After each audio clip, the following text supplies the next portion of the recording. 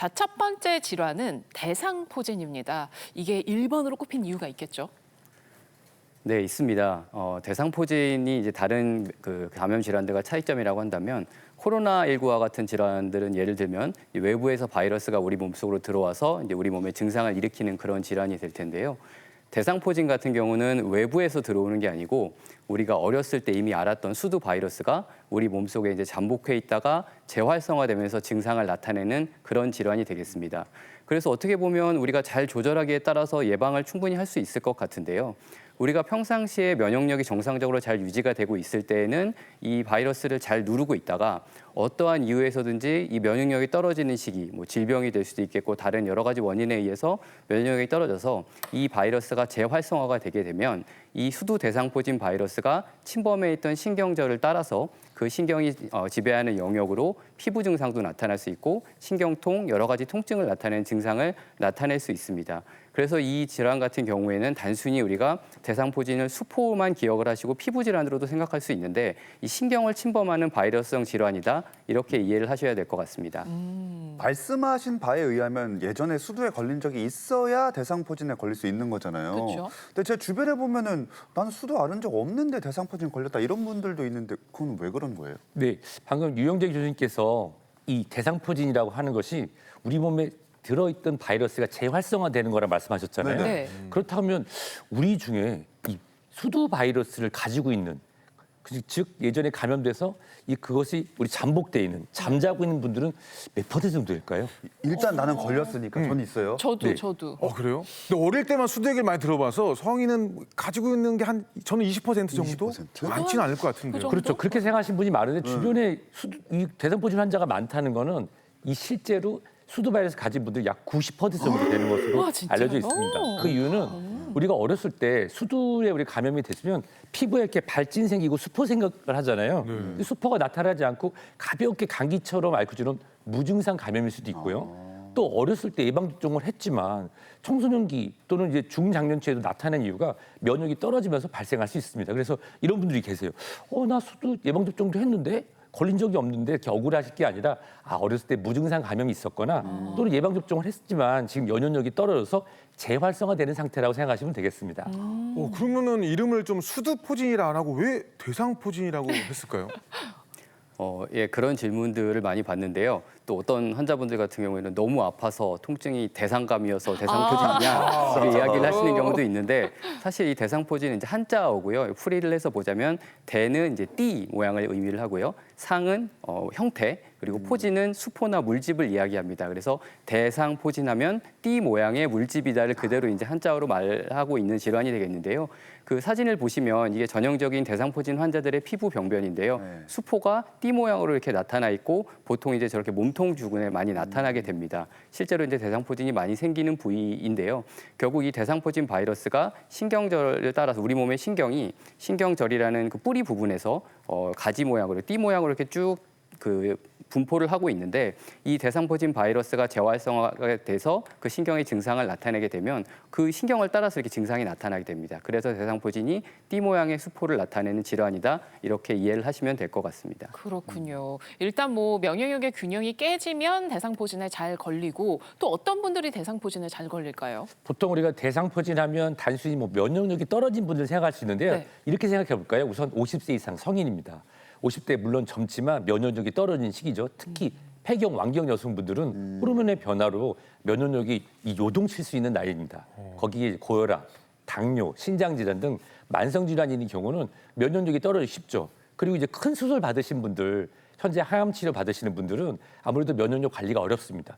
그리고 일부에서 가족력에 관련된 보고도 있는데요.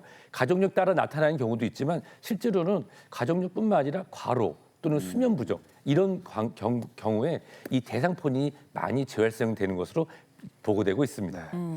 이 남녀노소를 떠나서 대상포진 걸리신 분들을 보면 이렇게 띠 모양의 수포가 올라오는 것도 있지만 전신이 아프다 이런 말씀을 또 많이 하시더라고요. 네, 증상이 굉장히 전형적입니다. 첫 번째로는 마치 감기 몸살처럼 하루 이틀 정도는요.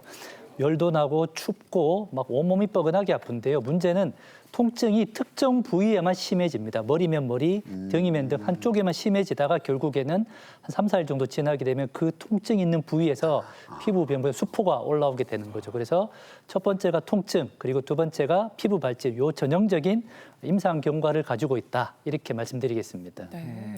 언뜻 볼 때는 좀 피부가 좀 아파 보이는 정도인데 대상포진 걸렸던 분들 얘기를 들어보면 정말 대단히 아프다, 막 상상을 초월한다. 심지어 어머니들은 애 낳는 것보다 아프다라고 하시는데 맞습니까? 예, 저는 사실 애를 낳지 않았지만 저도 그렇죠. 저도 사실은 몇 달 전에 대상포진 한번 걸려봤는데요. 정말로 얼마나 아픈지 충분히 공감이 될 정도였습니다. 실제로 대상포진 걸리는 환자분들에게 설문조사를 해봤더니 얼마나 아픈지 봤더니만 심하다가 36.1%, 아주 심하다가 19.9%니까 합치면 반절 정도는 굉장히 심하단 통증을 느꼈다라고 하시는데 어떻게 아프냐? 실제로 저희들이 환자분들한테 여쭤봤더니만 첫 번째는 칼로 찌르듯이 아프더라. 얼굴이나 머리 쪽에 번개가 치듯이 아프더라. 그리고 개미가 스물스물 기어가듯이 아프더라. 그리고 말씀드렸지만 태어나서 처음으로 느껴봤다.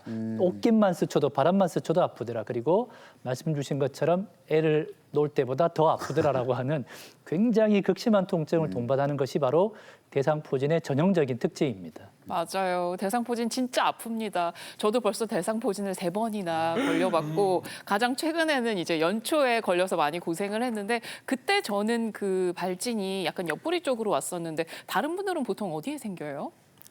예, 대상포진이 가장 흔하게 발생하는 부위가 말씀하셨던 몸통 부위입니다. 그래서 몸통을 따라서 나타나는 게 거의 절반 정도로 된다고 알려져 있고요.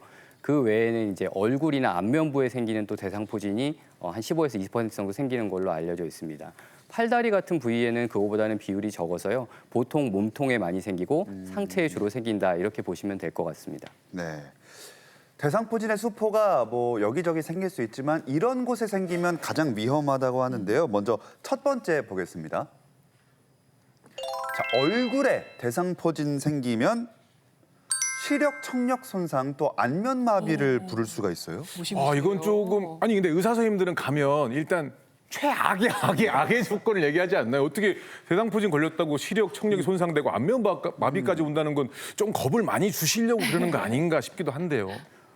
안타깝지만 실제로 저희가 겁주려고 말씀을 드리는 게 아니고 그렇게 위험한 질환이 되겠습니다. 특히 이제 대상포진이 눈 쪽으로 침범했을 경우에는 우리가 시신경이나 안면신경 쪽에 영향을 줄 경우에 심하면은 시력을 손실하거나 청력을 손실하는 것들이 생길 수 있어서 굉장히 위험한 질환이 되겠는데요. 실제로 아까 말씀드린 것처럼 안면부의 대상포진이 약 15에서 20% 정도 나타나고 이 대상포진 바이러스가 우리가 3차 신경의 제1분지인 눈을 담당하는 신경이나 안면신경절을 침범해서 청력이나 다른 얼굴의 이제 근육 부위를 담당하는 쪽으로 침범을 하게 된다면 이런 것들이 아까 말씀드렸던 시력 손상이나 안면마비와 같은 증상을 일으킬 수 있게 되고요. 우리가 이런 질환들을 뭐 따로 람제이언트 증후군이라고 따로 부르기도 합니다. 그래서 이런 질환이 빨리 치료가 돼서 예방을 하게 되면 괜찮은데 이게 그냥 놔뒀을 때는 굉장히 이런 심각한 합병증이 되기 때문에 이런 부분에서 이제 저희가 그렇게 말씀드리는 것이라고 보면 되겠습니다. 네. 자, 그럼 치명적인 대상포진의 합병증과 후유증 또 어떤 게 있을까요? 뇌신경에 바이러스가 침범하면 뇌졸중, 치매 위험까지 높아진다. 무시무시해요, 이것도.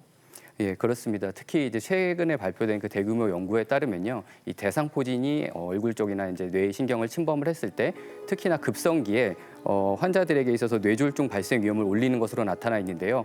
첫 3개월 이내에는 약 1.6배 정도의 위험도가 증가하는 것으로 되어 있습니다. 또 다른 연구에 따르면 대상포진을 앓은 사람이 그렇지 않은 사람보다 뇌졸중을 포함한 여러 가지 뇌혈관 질환의 위험이 장기간 지속될 수 있고 이 위험도도 한 30% 정도 높은 것으로 나타나고 있습니다.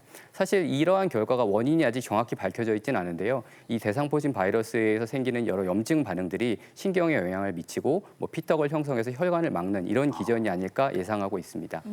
야, 이 대상포진이 목 위로 오면 굉장히 그러게요. 위험합니다, 진짜. 자, 그럼 다음은 또 어디인지 한번 보겠습니다.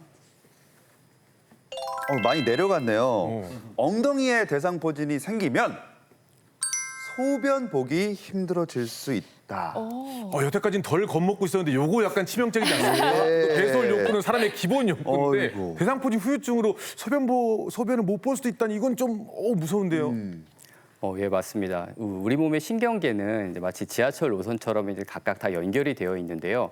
하필 이제 우리 몸 쪽의 아래쪽을 담당하는 감각 신경은 우리가 직장이라던가 방광을 담당하는 신경과 그 뿌리가 연결이 되어 있습니다. 그래서 대상포진이 이 신경을 침범했을 경우에는 뭐 생식기라던가 아래쪽 하복부 부위에 감각 증상을 유발할 수도 있지만 이런 부분에 이제 신경이 침범이 되었을 때 우리가 머리에서 방광으로 가는 신경을 조절하는 신호를 보내는 쪽에 영향을 줄 수가 있어서 이렇게 소변 보기 힘든 증상이 생길 수가 있는데요. 예를 들면 우리가 머리에서 방광으로 이제 소변이 다 찼으니까 빨리 방광을 비워라 이런 신호를 보냈을 때 이 신호를 제대로 받아들이지 못한다던가 아니면 신호를 보냈음에도 불구하고 방광이 제대로 수축하지 않아서 소변이 계속 차고 나가지 못하는 이런 증상이 생길 수 있는데요. 이런 것들 자체로도 소변이 잘 나가지 않는 게 굉장히 큰 위험을 불러일으킬 수도 있고 말씀하셨던 것처럼 소변을 제대로 보지 못한다 그러면 일상생활이 너무나 불편해질 것이기 때문에 이런 증상들이 있어서 조심하셔야 된다 이렇게 말씀드리겠습니다. 네, 얘기 들으면 들을수록 대상포진 정말 무서운 질환이다라는 생각이 드는데요.